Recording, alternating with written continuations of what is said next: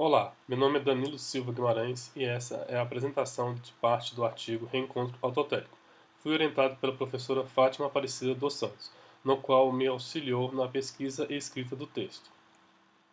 Este artigo apresenta um estudo a respeito do reencontro autotélico, situação promovida pelo encontro dos jogos com seus respectivos jogadores.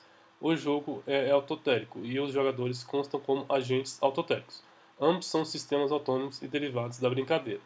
O reencontro autotélico é um tipo específico de acontecimento que define a natureza dos jogos. O artigo está dividido em 6 partes. Os meios menos eficientes. Nesta parte, iremos tratar a diferença entre jogos e trabalho. O trabalho tem como prioridade a eficiência no processo e finalização rápida. Os jogos são diferentes, querem prolongar a realização das tarefas. Deste modo, surgem os meios menos eficientes, que teve inspiração na fábula da cigarra e formiga. A expressão meios menos eficientes foi concebida por Bernard Suites. Compreendendo isso, podemos entender a diferença entre os atos de sobreviver, trabalho, e os atos de vivenciar, jogos. Deste modo, também identificamos os processos de gamificação e jogos profissionais. A gamificação se utiliza das dinâmicas de jogo em busca de engajamento no trabalho e em outros afazeres. Sendo assim, o trabalho se direciona para os jogos. Nos jogos profissionais, o movimento é outro. Nessa situação, são os jogos que vão de encontro ao trabalho. Interações mecânico-estéticas. As mecânicas são entendidas como os mecanismos que disponibilizam ao usuário formas de interatividade que também promovem outros tipos de dinâmicas dentro dos jogos. Estética. Hoje, esse substantivo designa qualquer análise, investigação ou especulação que tenha por objeto a arte e o belo, independente de doutrina ou escolas. Os atributos mecânicos estão mais voltados para dinâmicas racionais e finalísticas. Em oposição dialética, as estéticas estão voltadas para os processos de fruição, gozo. Isso recai na inseparável dualidade mente-corpo. Assim, os jogos brincam com a dualidade mente-corpo, racional e gozo, mecânicas e estéticas. Jogos como propostas artísticas.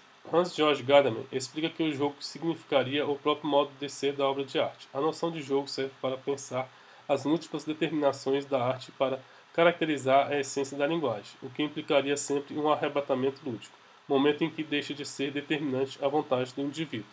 Nas artes e jogos, a participação sempre será voluntária.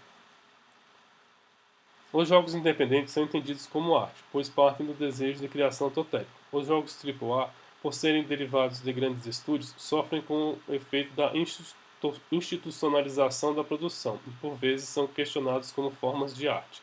Contudo, os museus podem ratificar sua importância cultural e os aceitarem como obras de arte. Ambiguidade e paradoxo. Devido à participação voluntária, nos jogos são permitidos ambivalência psicológica, paradoxos e qualquer outro dispositivo. Todo jogo tem contingência, pois explora a subjetividade do participante. A jogada da metáfora. A metáfora cria um terceiro derivado, que tem sua própria identidade. A intuição, aliás, somente será comunicada através da inteligência. Comparações e metáforas sugerirão aquilo que não podemos chegar a exprimir.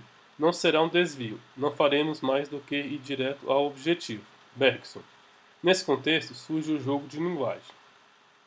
Considere, por exemplo, os processos que chamamos de jogos.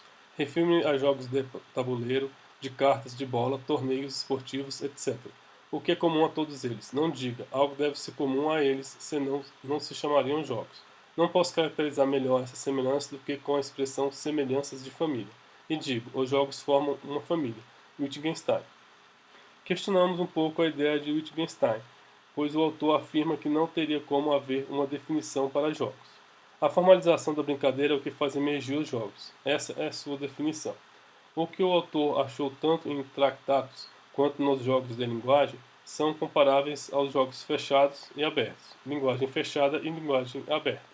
Isso pode ser visto em processos de inteligência artificial, que realizam a linguagem fechada e não intuitiva. Considerações finais. O reencontro autotélico explicitou como ocorre o processo de encontro entre duas entidades autônomas, com vistas à constituição de realidades alternativas. Determinou que o procedimento deve obedecer a certas diretrizes e que a partir disso são criadas as situações de jogos.